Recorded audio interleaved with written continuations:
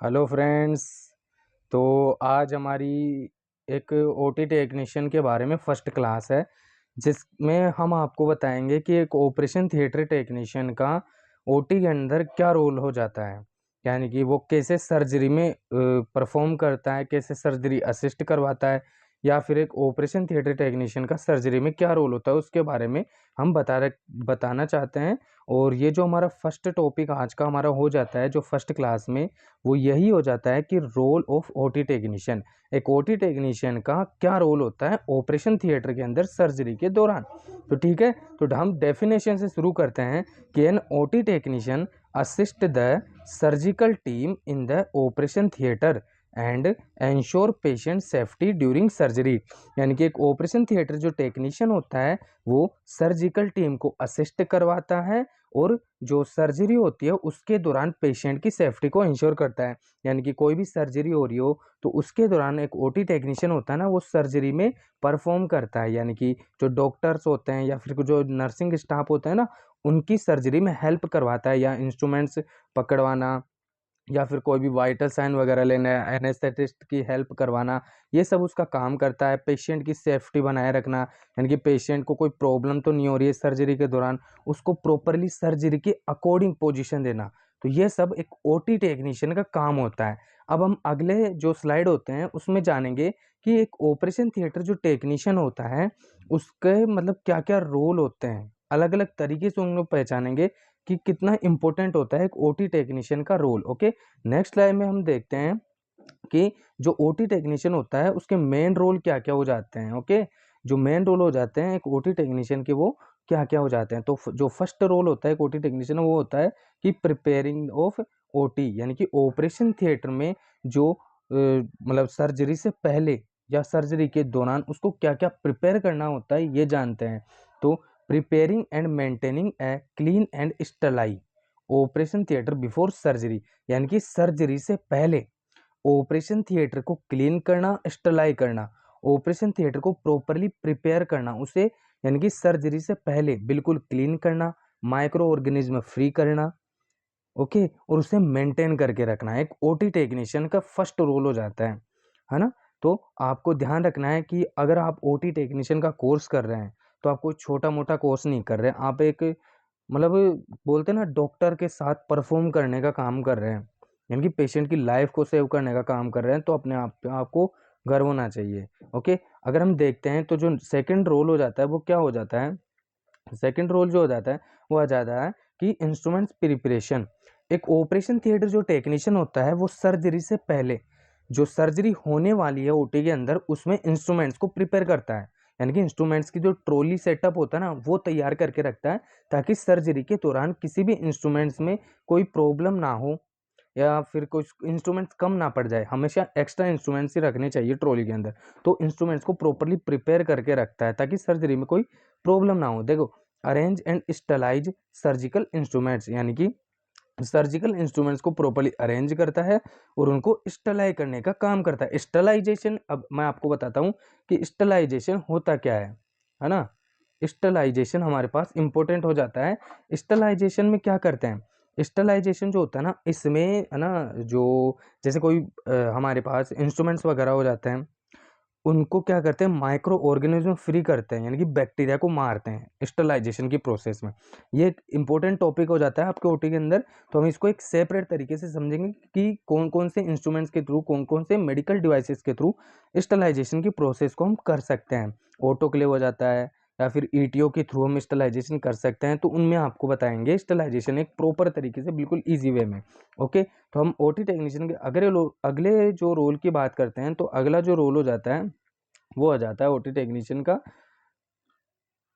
कि operation theatre जो technician होता है वो क्या काम करता है। ओके, तो अगला जो रोल हो जाता है उसमें आ जाता है कि assist the surgeon and nurse. मैंने बोला था ना शुरू में, मैंने आपको बोल दिया था कि जो एक ऑपरेशन थिएटर टेक्नीशियन होता है वो सर्जन और जो नर्स होती है ना उनको असिस्ट करने का काम करता है। ओके, यानी कि देखो लिख भी रहा है कि helping the surgeon and nurses during the operation, यानी कि ऑपरेशन के दौरान नर्सेस और सर्जन को क्या करता है, हेल्प करता है।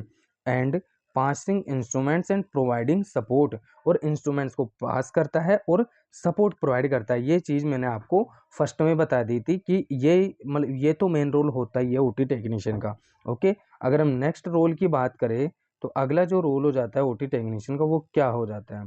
तो नेक्स्ट जो रोल की बात करें तो वो अगला हो जाता है कि पेशेंट प्रिपरेशन, यानी कि पेशेंट को, मैंने ये भी बोला था कि पेशेंट को प्रॉपर पोजिशनिंग देने का, पेशेंट को प्रॉपर प्रिपेयर करने का ओटी से पहले, ये इसका काम होता है ऑपरेशन थिएटर टेक्नीशियन का। देखो जैसे shifting the patient to OT and positioning and basic preoperative preparation, यानी कि ऑपरेशन थिएटर में पेशेंट को शिफ्ट कराने का काम, उसको प्रॉपर पोजिशनिंग यानी कि सर्जरी के अकॉर्डिंग पोजीशन दी जाती है। ये जो पोजीशन जो हो जाते हैं ये एक अलग टॉपिक आता है ऑपरेशन थिएटर सर्जरीज के अंदर, अलग अलग तरह की पोजीशंस परफॉर्म की जाती है, इसका भी एक अलग टॉपिक होगा, हम आपको प्रॉपरली हम बताएंगे। ओके, और बेसिक प्री ऑपरेटिव प्रिपरेशन, यानी कि ऑपरेशन थिएटर से पहले क्या क्या प्रिपरेशन की जाती है, जो पेशेंट होता है उसकी प्रॉपरली जो भी जांच वगैरह होती है, जो भी डायग्नोस वगैरह होते हैं उनको प्रॉपरली प्रिपेयर करना, डॉक्यूमेंटेशन वगैरह करना, उनका जो वाइटल साइंस होते हैं वो प्री ऑपरेटिव में आ जाते हैं। प्री और एक होता है, देखो प्री ऑपरेटिव हो जाता है यानी कि ऑपरेशन से पहले, और एक हो जाता है हमारे पास post operative. Okay, post operative. तो प्री और पोस्ट ऑपरेटिव दोनों एक इम्पोर्टेंट पार्ट हो जाते हैं। प्री मतलब सर्जरी से पहले, और एक हो जाता है पोस्ट ऑपरेटिव। पोस्ट ऑपरेटिव मतलब होता है सर्जरी के बाद में। ओके, ये दोनों टर्म्स आपको याद रखनी है। अगला जो रोल हो जाता है वो क्या हो जाता है कि मेंटेन स्टेरिलिटी। स्टेलाइटी मैंने बोला था ना कि स्टेलाइजेशन को मेंटेन करके लगता है, यानी कि ऑपरेशन थिएटर को माइक्रो ऑर्गेनिज्म फ्री करके रखता है। Okay, following aseptic technique. Aseptic technique मतलब ये हो जाती है कि बैक्टीरिया फ्री करके रखता है ना, इन्फेक्शन से फ्री करके रखता है, इन्फेक्शन को रोकने का काम करता है। Following aseptic techniques to prevent infection, यानी कि इन्फेक्शन को रोकने का काम करता है ऑपरेशन थिएटर टेक्नीशियन। देखो इंपॉर्टेंट रोल हो जाता है ऑपरेशन थिएटर टेक्नीशियन का। अगला जो हम बात करते हैं तो वो हो जाता है कि अगला जो रोल क्या है, हैंडलिंग इक्विपमेंट। देखो इक्विपमेंट्स को प्रॉपर हैंडल करने का काम करता है। Operating the managing OT equipments like suction machine, Kotri, monitors. जो भी कोटरी, मॉनिटर्स, ये ऑपरेशन थिएटर जो इंस्ट्रूमेंट होते हैं ना उनके नाम हो जाते हैं। सक्शन मशीन वो होती है जो कि सीक्रेशन या ब्लड को सक करने का, उनको खींचने का काम करती है ताकि पेशेंट ना इजीली ब्रीदिंग ले सके। और कोटरी मशीन आती है जो कट करने के काम आती है ना, ब्लड को कोगुलेट भी कर देती है। ऑपरेशन थिएटर में कोटरी मशीन्स का यूज किया जाता है। धीरे धीरे हम आपको सभी इंस्ट्रूमेंट्स की भी नॉलेज देंगे, पहले ये हो जाती है। उसके बाद में मॉनिटर्स या कि मल्टीपरा मॉनिटर्स वगैरह हो जाते हैं, ये सभी ऑपरेशन थिएटर्स के पार्ट आ जाते हैं।